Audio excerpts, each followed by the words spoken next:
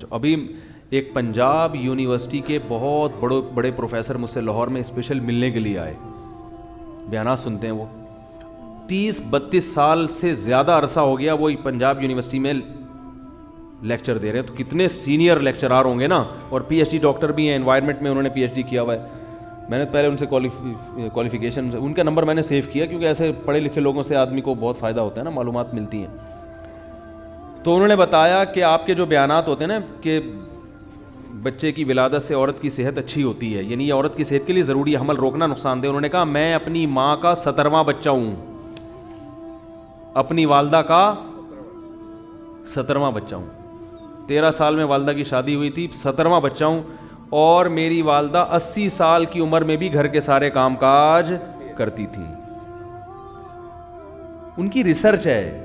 مجھے تو آپ کہہ سکتے ہیں مولوی آدمی ہوں, میں نے بھی ریسرچ ہی پیش کی تھی نا. تو یہ گراؤنڈ ریئلٹی ہے جو میں یہاں بیٹھ کے بیان کر رہا ہوں. نسل روکنے سے عورت کی صحت خراب ہوتی ہے. عورت کو اللہ نے ایک بہت سارے کاموں میں ایک کام یہ بھی ہے کہ وہ نسل بڑھائے, تو اس فطرت کی تکمیل کرے گی. وقتی نقصان ضرور ہوتا ہے, جیسے میں نے اس کی مثال دی تھی نا, آپ جاگنگ کر رہے ہوں تو آپ ہوا ایک دم سانس پھول جائے گا اور کمزوری بھی آئے گی, چکر بھی آ سکتے ہیں. اب اس چکر کو, کمزوری کو دیکھ کر کوئی یہ کہے کہ جاگنگ کرنا صحت کے لیے نقصان دہ ہے, تو پاگل ہے وہ. بھائی یہ تو وقتی طور پر ہوگی, اب کھاؤ پیو صحت مند ہو جاؤ گے. کوئی آدمی جم خانے سے آیا اور آ کے پڑ گیا, جم میں اس نے ڈنڈ پیلے تھے, ورزش کی تھی, وہ آپ کو یہ ہوتا ہے جم جانے سے اٹھا نہیں جا رہا اس کم وقت سے تو اپنے گھٹنوں سے. تو بھائی اب خوراک کھاؤ, آرام کرو تو ریکوری ہوگی تو پہلے سے زیادہ. تو اسی طرح عورت کی اچھی خاصی انرجی سرو ہوتی ہے بچے کی ولادت میں. وقتی طور پر بہت نقصان ہوتا ہے اس کو, وقتی ہوتا ہے, پھر وہ کھائے گی, خوراک ملے گی اس کو, تو پھر وہ پہلے سے زیادہ صحت اچھی ہوگی اس کی, موٹاپا نہیں آئے گا, بہت سارے فائدے ہیں, عمریں لمبی ہوتی ہیں.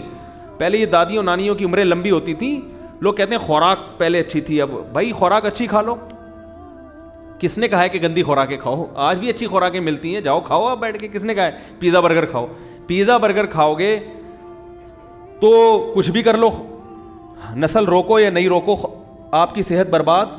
اللہ نے جو چیز پیدا کی ہے نا, جو بھی چیز قدرت نے, اس کے اندر ایک سائن رکھا ہوا ہے, ایک علامت ہے. دیکھو اخروٹ دماغ کے لیے بہت مفید ہے یا نہیں؟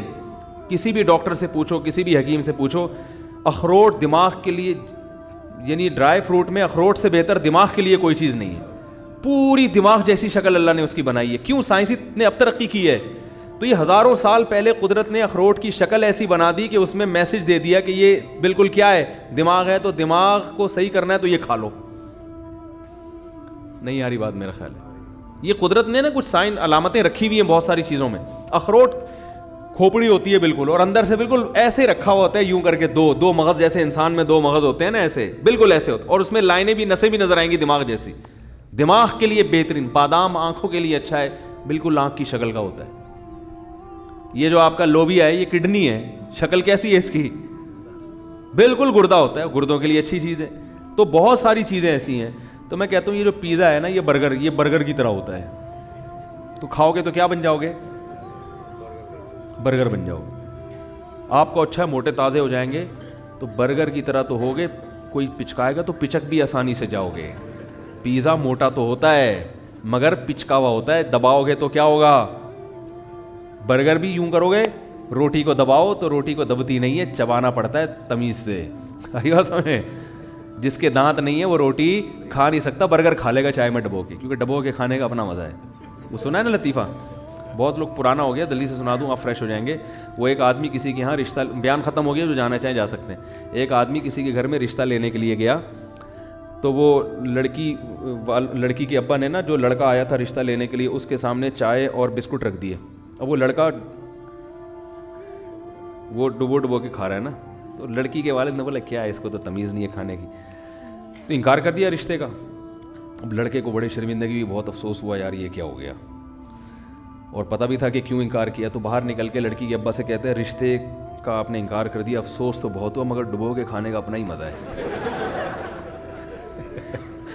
ڈبو کے کھانے کا اپنا ہی مزہ ہے, وہ تھوڑی چھوڑیں گے ہم.